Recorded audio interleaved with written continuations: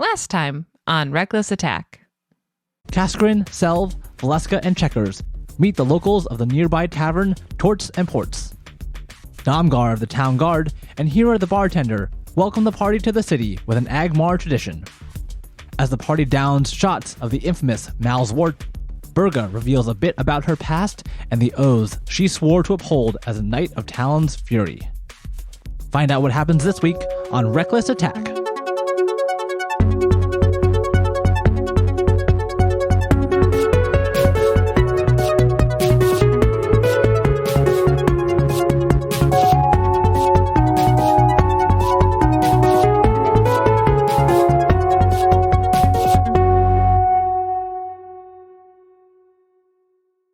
Hello, everyone. Hi, Nathan. Hi. Hello. Hi.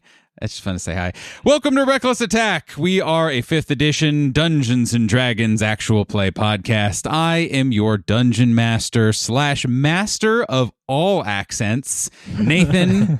I'm sure that what new, fresh, perfectly done accents will I unveil this week? We'll just have to find out. But I'm not going to go on, because seated to my right is... Hello, everyone. I'm Steve, and I am playing Selv the Dragonborn monk, who is about to leave the bar, I think was where the last time we left off. Give or take. Mm-hmm. So we get to see him stumble around. Hi, everyone. I'm David, and I play Kaskrin Brightmane, the Dwarven Warlock, who is slowly or quickly finding his new favorite spot in the neighborhood, Torts and Ports. Be there or be square. Hi, everyone. My name is Jonathan, and I play Checkers, the Grung Druid, and his trusty frog pal, Mango. Checkers has had a great night of drinking and feeding a very, very large dog, and is contemplating, how do I feed more cheese to this dog so it gets larger? Is that what being a good adventurer is? Yes. Is that, and also just what does being the best guilder mean to Burga and also himself, and contemplating these life questions? Very deep.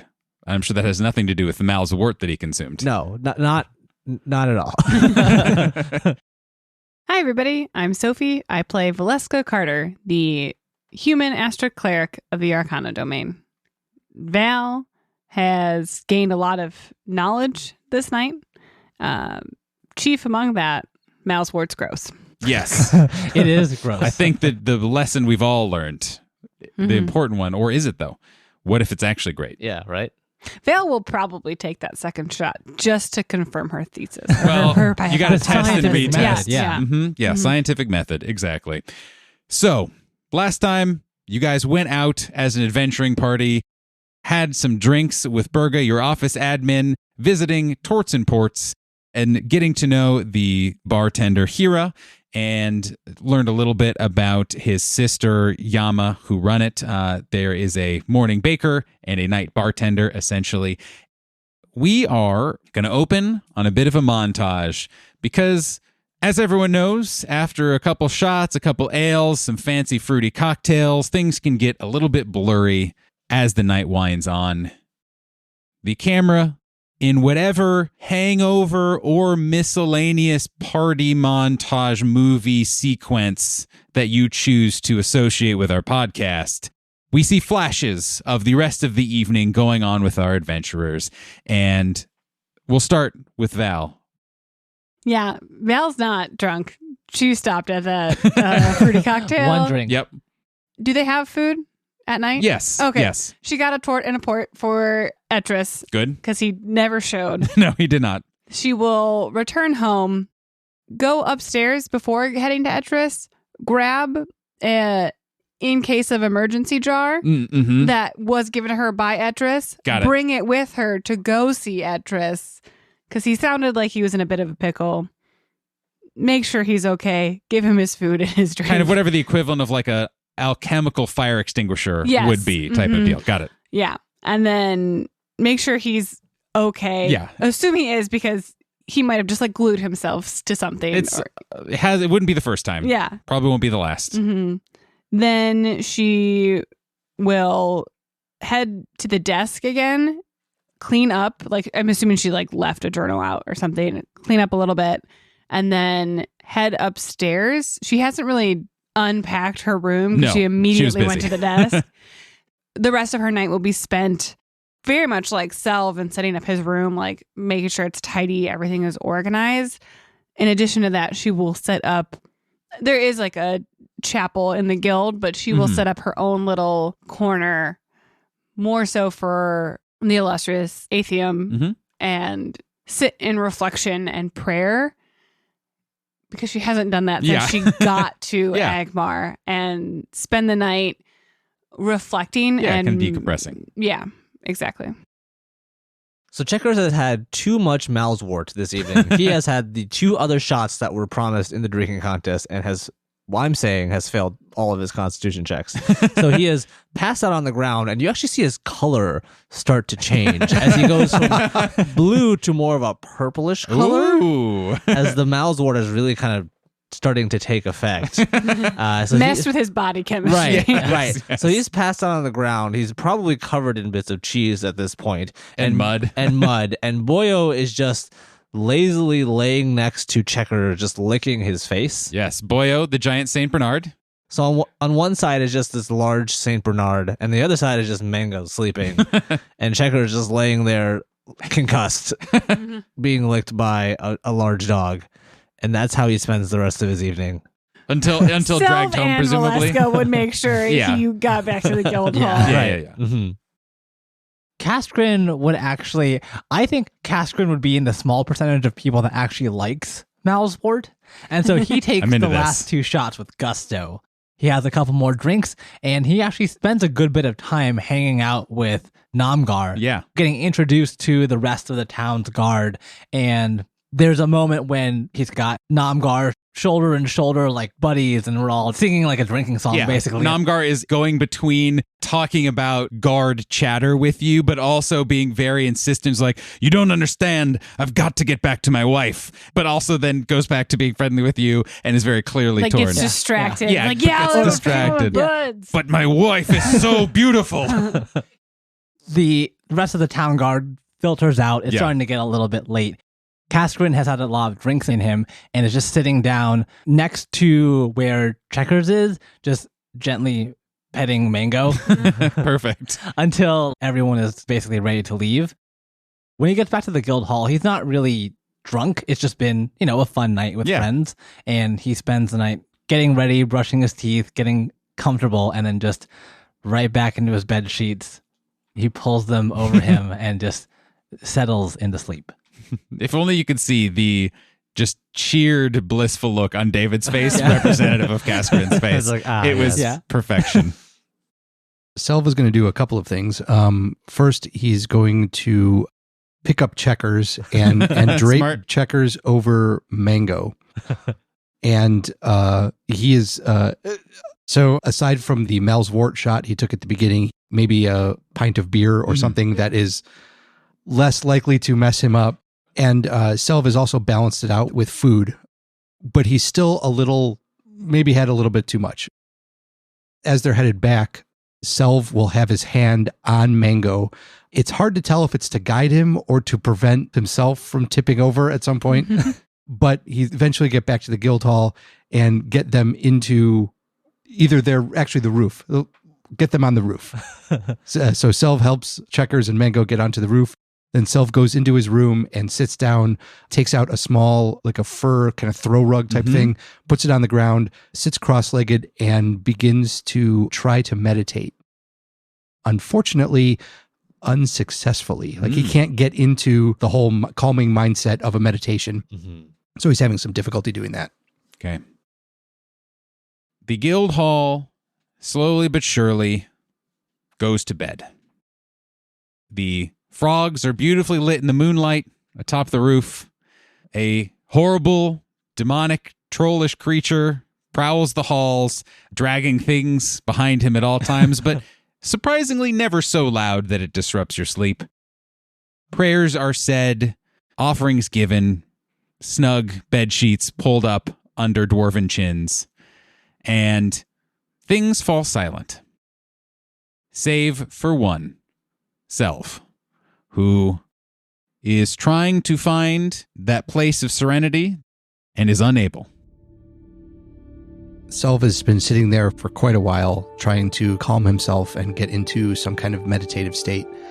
And this image of the fear dear darkness keeps popping into his head and jostling out of any kind of calmness that he has. But as he's sitting there with his eyes closed and trying to calm himself, I imagine there's a couple of candles lit for light. At some point, as he's going through this mantra that he has to try to get into some kind of calm state, the light from the candles actually starts to get brighter and brighter. Mm-hmm. In the flame of it is an image, kind of like a shadowy fire image of the deer skull and the horns from Selv's perspective of it, basically right up against his forehead and staring at him. And he kind of, unfortunately, gets a little bit more and more agitated because he can't get this image out of his head, and finally stands up and gestures at the candle kind of in frustration. There's actually a gust of air that begins swirling around his fist and shoots out and knocks the candle over and blows it out and knocks the candle over. It doesn't start a fire. No, good. yes. Okay. Yeah, Oh, good. We'll that's catch that cool. right now. His eyes go wide for a little bit, and he kind of like looks around at it, and there's kind of this picture on his face of, did I just do that? Or was that, did it through the window or something? And so he kind of goes, he picks up the candle, he doesn't relight it, and then he just lies down and tries to actually just sleep instead of meditate. He wakes up a couple of times, I think, during the night, kind of suddenly and looking around, realizes where he is, and that he's not trapped in anything, and it's not pitch black because there's still some candles lit, and tries to fall back asleep. And so has a fitful night. So first of all, Steve, Selv's wisdom damage is healed to full. Nice. Boo. I right. like this one. Yeah. Well, Now I can complete those stories I've been telling. well, Jonathan, it's interesting you mentioned that. Because Selv, during the course of the night, as you are up and down and having a restless sleep, you hear shouting from outside of your window of someone clearly not even calling for help, but screaming in what seems to be terror. I will go to the window and push the, I imagine there's some kind of wooden slats or something Absolutely. to Open push the them. window. Yes. Yes. Yep. Yeah. Thank you. I will go there and I will push open the window. I want to do it, so that is what I do. Yes. I'll look outside and see what is going on. Do you have dark vision? Surprisingly, no. Okay. Jonathan, Yes. I think you're really going to eat your words. Oh, no. Selv, you see someone you recognize from the caravan who is screaming in terror and holding a torch alight. This was the individual who you all saw try to help Selv with the spear on the caravan. Did anyone remember this person's name? Edward. Ooh, Wow. Excellent. So not broomstick guy, but the other one who was able to see it. And the reason that he is screaming is because he is looking up into the air, holding his torch high, and a few feet away from him, Selv, you see a familiar skull and a familiar darkness descending over the form of some sort of humanoid that you can't see and seemingly lifting it up into the air. What do you do? Get up. Awaken. Selv will grab his quarterstaff and run out of the room, yelling for everybody to wake up, and will head towards the alarm bell. We'll say it's like on your guys' floor. I'm imagining like a system. Yeah, and like a 2-story rope, basically, where it's almost like a bell tower at the top, so you can pull it from either first or second floor to raise an alarm, and you can run straight to it from your room. I will do that. I will give it one That's or cool. two big pulls, and then keep running downstairs and out the door and head towards that creature, because it and I have to have some words. Okay, Hell yeah. Nice. you all wake up. Mm-hmm. You all hear a bell. You hear Selv saying, wake up, get up, we need you. what happens? And also, what pajamas are you wearing? Val immediately gets up. She's wearing like a sleeveless tunic and some loose pants. She will, hearing the bell and Selv being very confused, reach for her shield and her Iquala and just run out the door. Okay, so you're going down the stairs out the front door, basically, to follow what you assume Selv, where he's off to. Kaskrin joins her in the hallway, running through the corridor. He has his side dagger in hand, the one he instinctually pulls whenever he's awoken like this. He's wearing like kind of a plain white undershirt. He's taken off his very nice silken pajamas. I'm imagining and the hat. And I know he wouldn't spend the time to do it, but I'm imagining Kaskrin, being a drilled town's guardman, has learned to like perfectly fold it extremely quickly in a way that does not take any time, but is perfectly preserving. Yeah, he still has his like baby blue silk PJ bottoms. Yeah. But then it's just running outside barefoot. Yeah, got it. Checkers probably like rolls over, just like, Mango, what's going on? And the bell is probably like right next to where you're sleeping. It's like, I'm imagining it's like on the roof, right? Yeah, exactly. It is right there. Right. It's like, Mango, make it stop. As he like slowly just like rolls onto Mango's back and like holds on to the saddle. And Mango just, is like, Mango, where are we going? And Mango actually would be getting up, getting ready and jumping towards where Selv is yelling. But Checkers is just like struggling not to like throw up a little bit. I have this vision where Junior is living inside the tricorn hat, and the little in the middle of it is actually his house. Oh my God, it's like a like little apartment. like a little window there. He, like Junior looks out and is like, blah, and then he comes out. Imagine Junior like reading a novel. Yeah, in By the a fireside. china. with spectacles down his nose and, Got like a smoking robe Yeah. on. You know, and a pipe. it's been a few weeks since we've asked for fan art, but please. Junior just has a pocket dimension inside. Right. Yeah. Inside the hat. Yes. Yeah, it turns out Checkers' hat, object of focus, Yeah. but a very specific one. Who would have thought? So, remind me, who has dark vision in this party? Kaskrin. I think is it just Kaskrin? Just Yes. Kaskrin. Okay. Mango does too, but in case that matters. Oh, it does. Okay, yeah. Both Mango and Junior have dark And vision. so, like you said, Mango instinctually, after waiting for you and getting the sense that like, okay, we're going to do something, starts moving towards where he knows Selv is heading, and moves to the end of the rooftop essentially. And now you can see the same thing that Selv did because of the torchlight that is right there. You can see this person in terror whose face you might recognize, and you see this familiar skull that is weirdly legible, I guess is not the right word, weirdly visible because of how white the skull is and how dark its weird robish blackness is. It is almost so contrasting that it absorbs all the light and reflects it, so you can still kind of see where it is. Kaskrin and Val, you have both immediately jumped into action. You're a little bit behind Selv. But it seems like maybe we should roll for initiative. We meet again. Yes. I thought we were done with this thing after we got to Agmar. Yeah. Like, Yeah. we're safe, right? Just No. one of them. Well, now I'm wondering how it got in here. That's a great question, Steve. Val has a 10. Checkers with a 15. JK, it's a 9. I added a plus 1. Kaskrin has a 16. Selv is going on 4. Oh no. Oh, no. I just cinematically am imagining you guys all more or less arriving onto the scene somewhat similarly.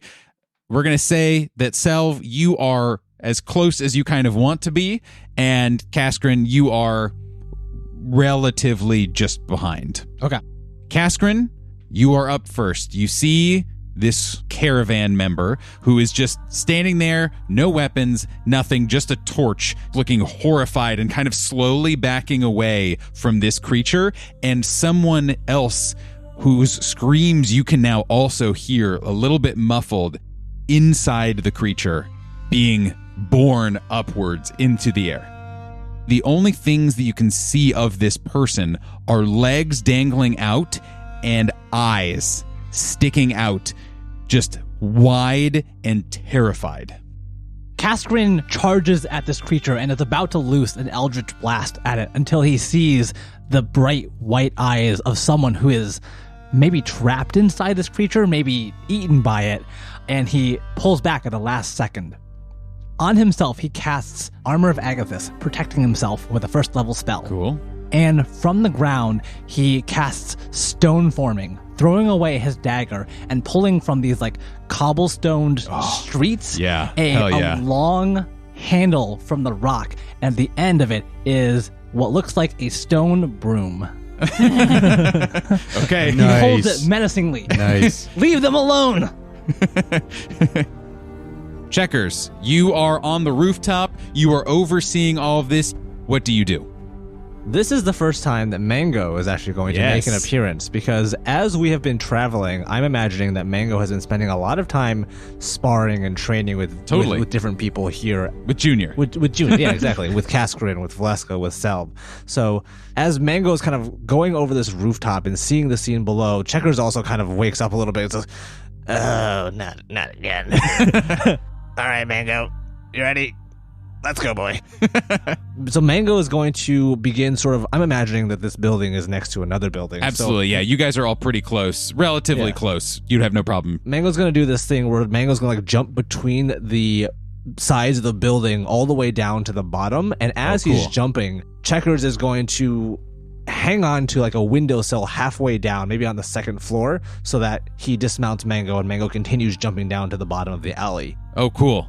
So Checkers is hanging there up on the second floor. Mango is actually going to interpose himself between this deer skull and Edward Yeah. and look menacingly, just like get ready to defend Edward from whatever this thing is. Checkers, as a bonus action, is going to cast the spell Sanctuary Ooh. from atop the second floor. Okay. And Edward all of a sudden looks like he's kind of in this underwater sphere. Like looking through it, you can kind of see this weird distortion of yeah, light. totally. But it's as though Edward was underwater. And then as an action, Checkers is going to call out to Cass. Cass, is it back? It's back. I don't know how it got in here, but this thing got in through the walls. Not again. All right. Checkers also sees that the Fear Dear Darkness has enveloped someone. So he's going to try and reach out. He doesn't have his crossbow on him. Yeah. But he essentially just makes a throwing motion, and this jagged fishing hook extends from the other hand that's not being used to hold on to the wall Awesome. and tries to grasp onto the person that the darkness is enveloping, Awesome. making I a love that. melee spell attack. Yeah, I'm going to say you have no problem being close enough to that. I'm imagining it kind of just like out on the street Yeah. where like these people happen to be walking by it. Who knows how late. So yeah, absolutely. So he's going to try and grab onto this person to hopefully pull them out of the darkness. 20 to hit the person. Oh yeah, absolutely. Nice. Okay, hopefully this doesn't kill them. Yeah. I can only do so much. Ooh, that's max damage Yeah, is what it I'm just, like, seeing. Jabs this person in the leg, the visible leg, and it like makes a really solid impact. And you can see this thing connect. But Checkers does make this strong pulling motion. Yeah. And the fishing line retracts, pulling the person out of the darkness 10 feet towards Checkers, and then they fall to the ground. Okay. Does that breaks grapples, correct? Yeah, so forced movement would break grapple. Perfect. That's what I assumed. I'm almost imagining you like reeling in like a sport fish practically. I'm going to wreck on one thing actually. Maybe so Mango would probably be a little bit more prepared for this. So as Oh, I love that. Checkers is pulling the person, Mango is like getting himself ready to try and catch the person as they fall from the top, from the alleyway. It's not too far up from the ground, Yeah. so I have no problem letting Mango just be under it Yeah. and not have to roll anything Okay. to catch or anything Cool, like yeah. that. Mango is just trying to break the fall. You lash this thing successfully, and you guys all see this like tendril of arcane energy go out. And Checkers, you haul this thing in essentially. Still a little bit drunk like any good early morning It's fisherman. still like light purple. Yeah. And you see slowly, in a truly disconcerting manner, see this person, whoever this mortal is, be slowly like glorped is the only verb that I can come out up with out of whatever this strange skull creature is, and there's a lot of resistance, but eventually it pops out and you see a person dressed in a town guard uniform. It is a male elf. It's very funny. You can kind of hear a as more and more of their mouth get uncovered, and they flop down onto Checkers, and this thing immediately, like a fish in water, you can see it spin down and make direct eye contact with the lost prey, and you see its huge black tail almost flourish behind it as it looks down, separated from its prey. Nice one, Checkers. Yeah.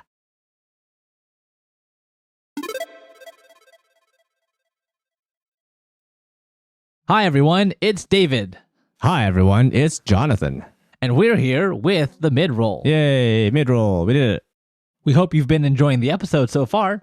If you have, come check out all of our cool content on Twitter at reckless_attack, where we post a lot of memes and also shout about our podcast already. But honestly, if you're this far already into it, you've probably been following us and listening already. So yeah, I think after 18 episodes, you're probably hopefully enjoying the content, the podcast and everything. So I'm glad to see you all here. And if you really, really enjoy this, we would love for you to go ahead and give us a review on Spotify. If you could give us a review on Apple Podcasts or anywhere else that does reviews. We read them all. We love them. We appreciate them. They really make our day. So if you haven't already, review us on Apple and Spotify. And if you really, really, really like us, come check us out on Patreon, where we post our fun outtakes and we post other behind the screen content, such as information about our level ups, our group interviews about how the episodes are going. We just have a lot of fun on Patreon. So if you really, really, really like us and you can't get enough of us, check us out there. I think that's it for the mid-roll. Thanks, Jonathan. Thanks, David. We'll see you guys next time. Bye.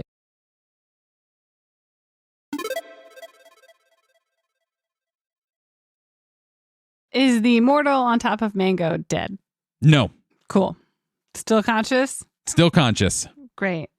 Val will, at a full sprint, when she gets in range, cast Sacred Flame at the Fear Deer. And I like that one. It will need to make a dexterity saving throw. Cool. As you are approaching it, you remind me of this because you very funnily and correctly called it a fear deer. Its antlers are a little bit different than they were. It was a little bit deerish previously, and now they are almost a little bit more insect-like, where it points straight outwards, and it's almost like a moth, where you see little antennae, two antennae poking straight out that have these fronds going out, and that are in the exact same place as the antlers and seem to still be made out of bone. That is incredibly worse. Yes, yes, it is. I hate that so much. And Thanks, so, Nathan. you're welcome. All of you would see this. And so you don't know if it's the same one, if it's different, if it's changed or what, but it is clearly the same kind of creature, but looks and is flying, which is definitely something that you wanted to happen. Goth Moth? Goth Moth. I love it. Sure. There we go. Steve, watch out. Sophie's coming for you. We got Fear Deer and we got Goth Moth. All right, dexterity save, right? Yes. Okay. That is a fail. Woo! Yes, 8 plus 3. Ooh. No. Is this another dexterity modifier situation? It's just 8 points. 8 points Oh, of yeah, that's right. Okay. force damage. Ooh, force damage. And that is my action. As a bonus action, Bonus because wait, I there's have more? them now. Val will cast her first second level spell, So fancy. Uh-oh. cast- I'm in danger. spiritual weapon. Ooh. You see her left arm where the shield is come full in front of her, and she swings, like as she's running, her right arm swings back, but instead of running like the normal movement going alongside of her, she pushes it with all of her might into the back of her shield, and everyone sees it like force push the chalice image on the front of her shield directly out. Great. Yeah. And it like flies, but like forcefully up absolutely. to the goth moth, and will have this liquid come out of it. And as it gets within range, the liquid will kind of whip it and try to hit it. Cool. Take advantage for that very excellent Hell yeah. description. Sweet. I love that so much. I was ready for it That's just so to be cool. a book. Yeah, right. Which, I would have been equally as delighted, but that was book wonderful. Or one of those stamp things Yeah. that they use. And it's She just hasn't like, been to the library. That's true. And again, they can always change. 13? That's a miss. Dang. Just barely. It sees it coming and is just barely able to kind of swerve out of the way mid-air to get out of the way, even as it keeps its attention very focused on its prey, much in the same way that you guys saw it attack Selv almost single-mindedly. One quick question. Yes. How far was Val able to run in relation to Edward? So I would say you're about 30 feet away or so. Okay. That would be the case with probably Cass, give or take. I imagine I'll probably get there next turn if I keep running. Exactly. And then, Selv, you are however close you would like to be ahead of that. But it is not Selv's turn yet. It is its turn. You guys all see Edward, and you see his torchlight flicker in this mesmerizing way behind the water that it seems like he is behind. You also see this town guardsman who is on top of Checkers and is scrambling, just full panic. Again, just in the same way that you saw Selv panic and just absolutely break down. And he's not getting off of Mango yet, but he is clearly terrified. You guys can all hear him. He's saying it very loudly. I don't want to go up. No, I can't. Not up there. No. This thing does one big flourish in midair as it dodges away from Val's second attack and then swoops down on to this guard and to Mango. And is going to first make an attack against Mango with one of its strange noodly appendages. Noodly. Oh, no. Ooh, that's an 18 on the die. Oh, that definitely hits. And max damage, oh. 11 points of damage. Oh, Mango's not looking so hot, guys. We might find out what happens when Mango dies very quickly. Yeah. But it is also going to make an attack against this guardsman. Yeah. Okay. Another 18 on the die. Wow. Thank you, Curse you, Maroon DM. Yeah. guy. Maroon Right. DM die. Wow. It has not been the hottest during this campaign, but now it is. So it is going to take max damage again. Stop. And you see this entity, this monster, envelops, like just splats onto the ground on top of both Mango no. and the guard. And you can see it lift upwards 5, 10, 15 feet up into the air. Mango is still down there, has definitely been hit, but the guard is no longer there. The face of the guard is pointing through this creature and is almost being, now you notice, pointed downward so he can see himself be lifted off the ground. And you can see, no! Selv will run slightly off center, but underneath the creature so he can get a good shot at it. And then he'll close his eyes for a second and concentrate, and wind will begin to whip around his fist. And then I'm going to use Fist of Unbroken Air. Oh, nice. And You don't say. I do say. Luckily, he is just within range. This is an unarmed attack that I can make to a creature within 15 feet. So it's a ranged unarmed attack. So you have to like go underneath this thing practically to be in range. That's awesome.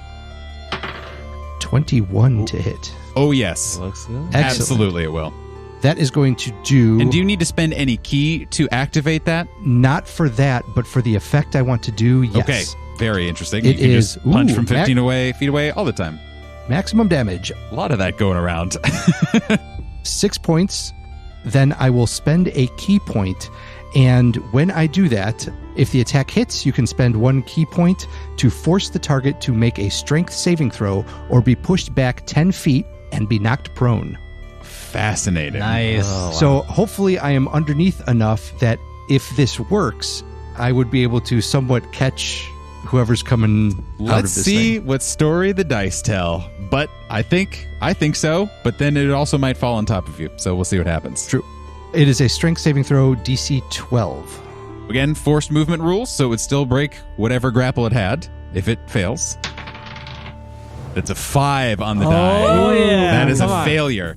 Selv runs underneath, and like I said, he kind of concentrates for a second, and wind begins to whip around his fist. Under his breath, he just says, "Not this time," and punches upward. Basically, it's kind of invisible, but there's like a small, I guess we call it a shockwave effect. It slams into this creature, and the creature just almost balloons up like it got filled with air, Yeah. and then is shoved backwards 10 feet, just basically straight into cool. the air. Like and a then, plastic bag, Yeah, kind almost. of, yeah. And then we have a falling town's guard. Selv would yell to Mango, "Catch the guard and move." And then Selv would head one direction out from under this thing. Hopefully Mango will go the other direction after catching the guard Okay. out of this thing. Because it is Mango catching, I'm once again fine with hand waving it because I described it being lifted straight up into the air and like he would fall just on Yeah. Mango. And I am fine with that being the case. I don't give a shit about fall damage. He is a chonky boy Yeah, and also he is. a soft boy. Uh-huh. But what I will do is I'm going to have Mango and I'm going to have Selv make me a DC 10 dexterity saving throw to Ooh.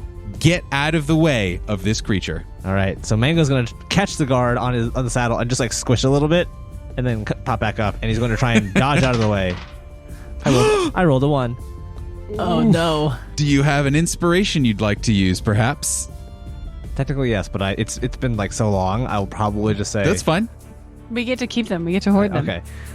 Yes, I would like to use the Okay. inspiration on this dice, please. Sorry, I have had my hands on my head for some time Yes. because Please. of our poor sweet Froggo. Please and thank you. 20. Yeah! the fates aligned. So, All right. what did you get? Selv, No pressure or anything. 14 on the dexterity A save. 10 on the dice, so 10 on the exactly die. between the 1 and the 20. Yes, Or just that, roll. that is true. That is true. You guys are both able to dramatically jump out of the way as this thing again kind of puffs up with air and then collapses onto the ground. And it does not make a sound as it hits the ground. It just boom. And you see some dust get kicked up. Anything else you'd like to do, Selv? Have I used my bonus action for getting out of the way? I guess mechanically. Nope. You just do the saving throw. Okay. In that case, I will use my bonus action to smack it with my staff. Okay. Yeah, Steve did it. Yeah. See, Sophie, you are trying to come for him. You came up with pun names and then I'm trying to get him to do the sound. If I do it poorly, he'll do it he'll right. do it right. Right. 18 to hit. Yes, absolutely. 8 points of bludgeoning damage. Nice. Whoa. Thank you, D and Disaster Story. These dice are working out pretty well. Yeah. We have a Selv, we have a creature, we have a Mango carrying a guard, we have a protected Edward behind Shimmering Water, and we have a Kaskrin and a Val all closing on the position as this creature is now just kind of in a strange puddle of blob, kind of sitting in the middle of the road. But you also know it is probably not done. Kaskrin, what do you do? Is this creature prone? It is prone. Okay. Kaskrin is going... There's a gleam in your eyes. Ooh, Like, then aha. I was going to use a fun new ability, but instead I'm just going to punch this thing. I'm gonna do until a hit upon Yeah, it. I'm just going to hit on it. Kaskrin is charging up with this broom. He's just yelling. Stone Love this Yeah. broom so Just much. yelling in anger, just and almost dragging it behind him as he is running towards this creature, about to hit him with it. And it's like kicking up all this dust Yeah. behind you because it's a broom. It's very dramatic. So as he runs, he casts heavy blow on the broom, and where the broom was dragging against the ground before, it suddenly doubles or triples in weight, and now it is like almost pulling stones from the ground Yes. as he is dragging this. now it's a towards street the creature. He casts booming blade on it as well, just overcharging it with energy before swinging it onto this Gothmoth's body. Heavy Blow is a bonus action, and Booming Blade is the regular action along with the attack. So with these two spells, he attacks the Goth Moth. Since the creature is prone, I have I know, advantage. I was going to give you advantage because of the lovely description, but you got it. 18 to hit. Needed that advantage. Yeah, right? Yes, I did. That is a hit. That is going to deal. Let me guess, max damage. Could you imagine? Could you imagine all these dice that he just picked up? It's like, oops, all sixes. Yeah, right. Yeah. 23 points of damage. Holy Fuck as me. this massively heavy stone Whoa. broom just drops onto this moth. Shit. You just pile drive onto this limp form, basically, that is still there, and you get a solid blow, except you also remember it doesn't do as much damage as you thought it did. The broom, no! It wasn't the broom. I didn't say this earlier. I've been tracking it accordingly. For the three of you, meaning Kaskrin, Checkers, and Val, have not done as much damage as you would have thought. Selv, you did full damage. But you also still did a shitload of damage just now. I just love the visual of Selv like punching this thing up into the air Yeah. so hard that it has to it gets sent upwards and falls to the ground, and then Kaskrin just coming in with a giant stone broom just pile driving And it fucking into the earth. keeps it down. Right. Yeah. It's like up, it goes up and then down and then more down. And Sheesh. that's just cool. Yes, it is. Checkers is seeing this all unfold, and it seems like Kaskrin is just wailing on this thing with a stone broom. Mango, get out of there. Mango is going to, with the guard on his back, just sort of begin hopping out of the alley and try to find some cover inside the guild hall. Okay. Checkers would spend his bonus action to command Mango to disengage. If Mango is too close to the Goth Moth to get away safely, Mango's going to guard a little bit and move back carefully in such a way that the Goth Moth won't be able to hit him.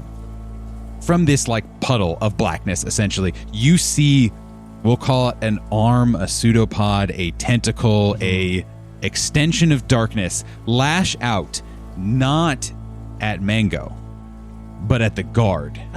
But because of it being prone and because of Mango using disengage, I am just going to hand wave any attack rolls or whatever, because that seems like just a lot of things going against it. But you see that it is not trying to attack Mango.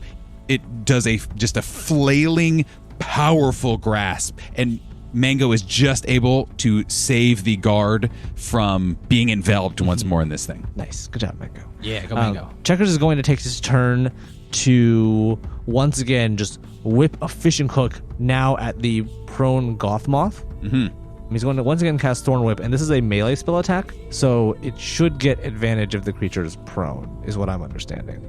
Yeah, as long as it's a melee spell attack. Well, as long as you're within 5 feet of the creature. Oh, Is that true? Okay. Yes, that is true. Okay, that's fair. Regular attack is fine. So I'm going to try and just jab it with the magically piercing fishing hook. 9 to hit. Nope, alas. Cool. Checkers is still hanging onto this windowsill, trying to help where he can, but he sees that at the very least, Selv and Kaskrin seem to be handling this well enough for the most part, and then also seeing this chalice, this magically filled chalice come in. It's like, I think we got this. Val will rush towards Edward if she can get kind of next to him. Yeah, I think that's fine. He is still so afraid that he almost hasn't even run. He is frozen as his fight, flight, or freeze. He has chosen freeze, apparently. She will drop her Yukwala and say, Edward, join the fight, and try to give him a weapon. I could drop a weapon as a free action. Yeah, She's absolutely. not handing it to him. Just like, You pick it up. yeah. You use your object interaction action. But then she will kind of stand in front of him, turn around, face the creature, and cast Hold Person. Oh, yeah. Oh, there's that second level spell popping out again. Okay. DC 13 Wisdom saving throw. Question though, is it a humanoid? It is not a humanoid. Dang it. Yep. That's all right. Gotta try. Well, so it just, I that know it would it's- not affect okay. it.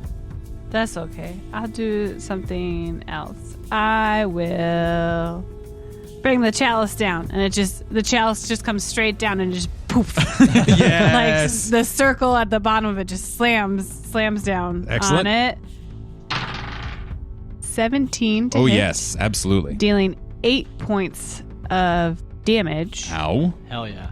And that is A little less than you'd hope. Val's bonus action. Then Val's gonna cast Guiding Bolt at 2nd level. Ooh, hell yeah. Ooh.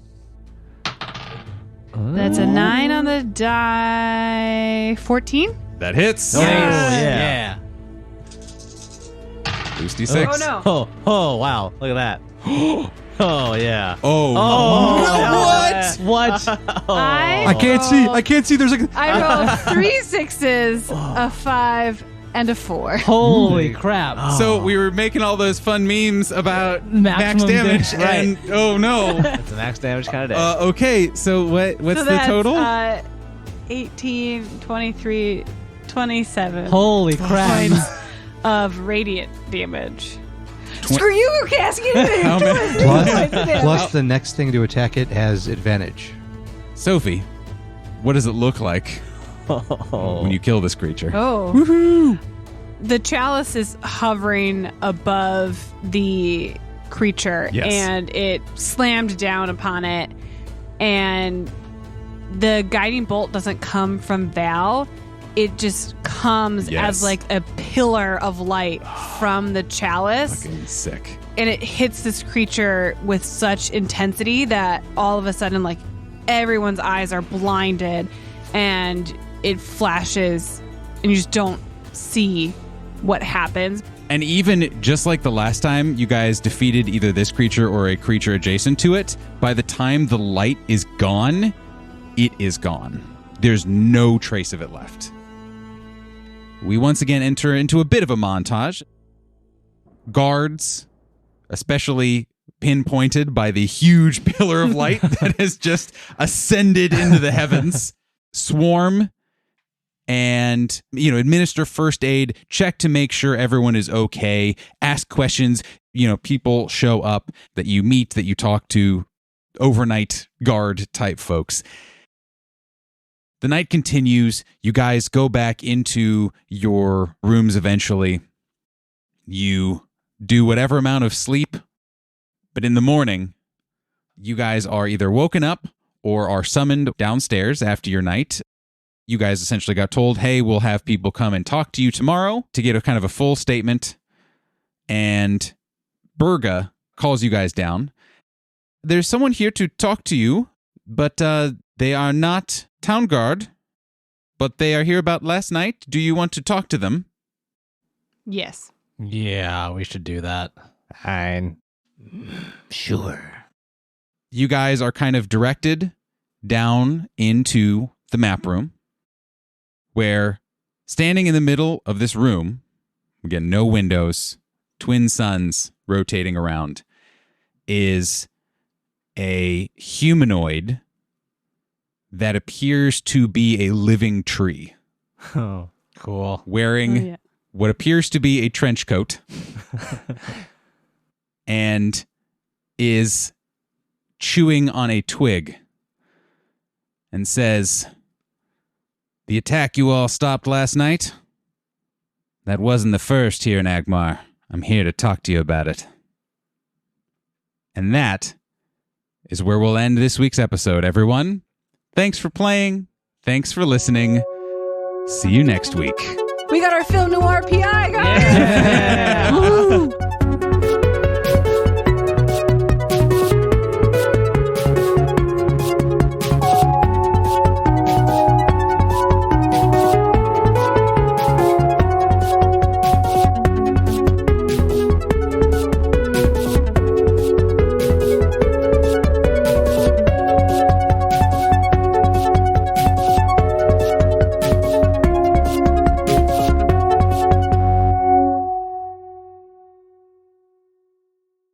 If you love Reckless Attack, you'll love the people who helped us make it possible. Our logo artist, Maggie Pearson, character artist, Borg Cinnabon, and website designer, Donnie Chung, put together all the visuals you see for our podcast. We have some fantastic music, too. Our opening and closing theme was written by Chicago-based composer Megan Carnes. We also used the works of Michael Gelfi and Alexander Nakarada for our background music. You can find all of their social media links and more info about them on our website, recklessattack.com. See you all next time.